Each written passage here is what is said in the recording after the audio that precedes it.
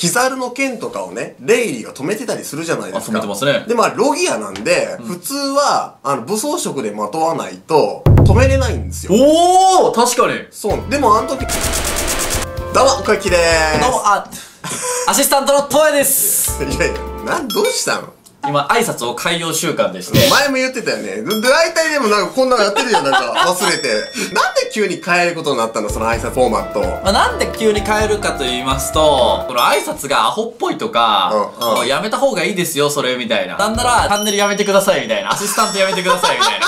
コメントがね、たくさん来るんですよ、東野アンチに。あ、そうなんだ。で、東野ファンによるね、ツイキャス会議をしまして、アシスタントのトエですって言ったら、ちょっと好感度上がるんじゃねえかっていうことを。ちょっと知的には見えるかな。狙いまして、ちょっとね、今回、変えました。で、今それ変えてる最中です。アンチがね。はい。で、アンチをもうちょっと黙らせる企画ということで、ワンピースマニアが、アンチを徹底的にぶっ潰してみた。いや、物騒やな。そういう感じのね、ちょっと回やったら面白いんちゃうかな今日そういう会議すんの？そういう回です。なんでね、ちょっとこれ思いついたかって言ったら、コエッキーさん、この間教えてくれた空島の話あったじゃないですか。あ、空島の楽しむエピソードみたいなやつ？そうです、そうです。で、空島ってやっぱ世間的には、面白くねえとか、空島はちょっとだるいわとか、空島つまらなすぎ笑ったとか、お前笑っとるやんって思うんですけど、確かに。笑ってるんやけど、面白くないとかいう意見が多いんですね。アラバスタで燃えちゃう人いるもんね。そうそうそうそうそうそうそう。でもね、空島も、改めて読み返してみたら、めっちゃ面白いじゃないですか。いや、面白いよ、空島。で、面白いところのきっかけの一つというか、振り返ってほしいポイントに、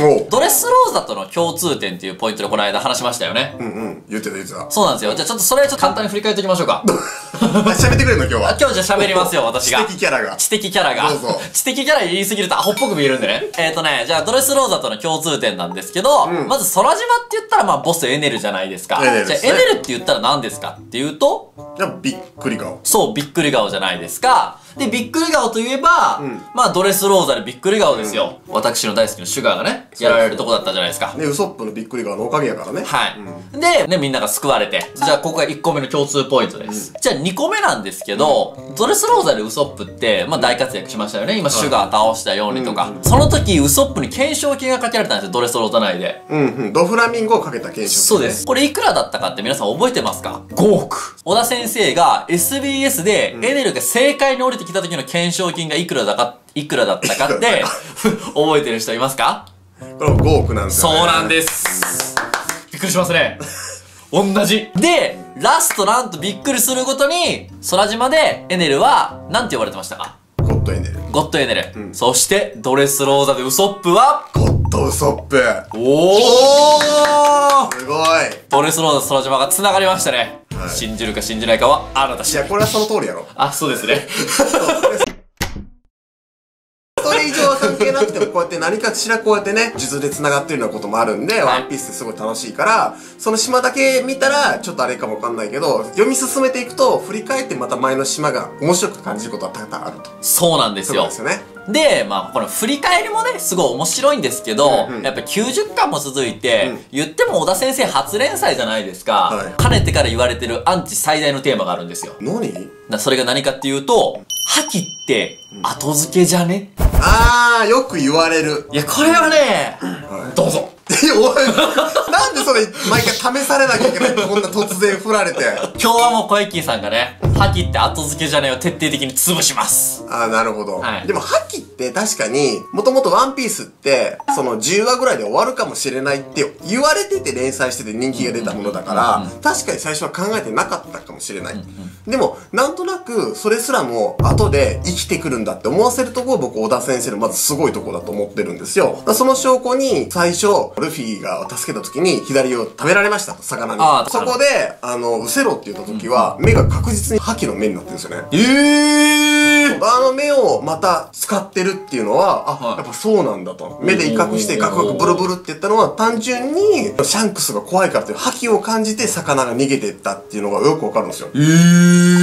目を見てほしいんですよね。今手元に一巻がある方は。で、例えば、シャボンディ諸島なんかで、はい、キザルの剣とかをね、レイリーが止めてたりするじゃないですか。止めてますね。で、まあ、ロギアなんで、普通は、武装色でまとわないと、止めれないんですよ。おー、確かに。そう。でも、あの時には黒くなってないんですよね、レイリーの剣とかは。そういうことが後付けじゃないかっていろんなことを言われるゆえんだと思うんですけど、一応僕本当にワンピース好きで、はい、ずっと読み進めていく中で、はい、シャボンディ諸島のルフィの挫折ってすごいショックだったんですよ。あんだけ何でも負けん気で言ってるルフィが心折れちゃう瞬間ってルフィでもあるわけじゃないですか。で、あの時に何があったかって言ったら、レイリーに初めてこう弟子入りするんですよね。誰かの元で学ぶっていうことをまあ初めてルフィがするんですけど、その間にルフィっていうのは覇気を身につけたんですよ。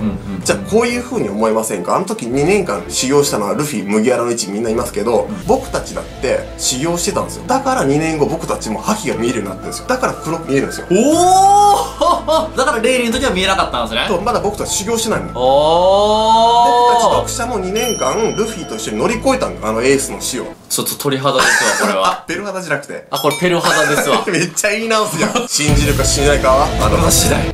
すごい面白くない？面白いっすね。こう考えると。あ、なるほど。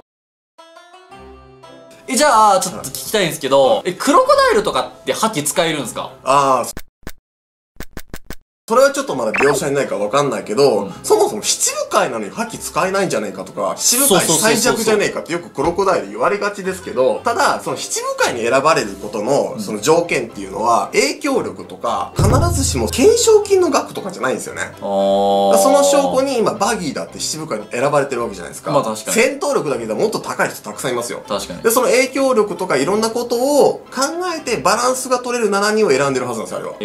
そうすると、クロコダイルって、海賊でありながら、すごい経営が上手なんですよね。組織をまとめ上げるのが。確かに。ってことは、天上金って言って、あそこの売り上げっていうのは、天竜人に届くわけですから、そのお金が高ければ高いほどいいわけですよ。そういう枠でクロコダイル選ばれてるかもわかんないし、あれぐらいのレベルだったら、ちょうどそのグランドレインに入ってきたところの海賊のクソサコどもをカモにするのはちょうどええやろと、あいつがと。なるほど。そういう風にして、ちょっと泳がされてたのかもわかんないじゃないですか。っていう風にこう思っちゃうんですよね。じゃあ、ほんまに使われへんかもしれんし、みたいな感じなんですね。そう、ほんまに使えないかもしれないし、この2年間の間に使えるようになったかもしれないし、もしくは、その僕たちが見えてないだけで、実はその時にルフィは無意識のうちに覇気を使って戦ってたのかもしれないじゃないですか。なるほど。そうそうそうそう。はいはいはいはいはい。実は血には覇気がまとわれてたみたいなね。どうなんだろう。まあ、ルフィってやっぱ特に、こう仲間を守るためとか、絶対的な目的がある時ってやっぱ異常な力を発揮するじゃないですか。確かにそうですね。そういう時っていうのは無意識のこう覇気っていうのをまとってしまったかもしれない。今までもそう。動物に襲われた時だって、ギロってやった時に、なんとなく自分では使おうと思ってないけど威嚇してたとか。確かに。あるんだから。無意識のうちに使ってる時の覇気って。という感じで今後もね、アンチコメに対して僕たちはもう戦っていくよね。戦っていきますよ。なるべく答えられるものは僕の個人的な意見ですけど、ちょっと言っていきますんで。それでは、See you!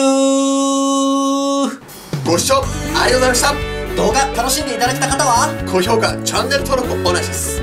そして、今日のワンピースフィギュアクイズはこちら。わかったかな？わかった方はぜひコメント欄ください。感想待ってるよお風呂の前は、小ヤッキーチャンネル。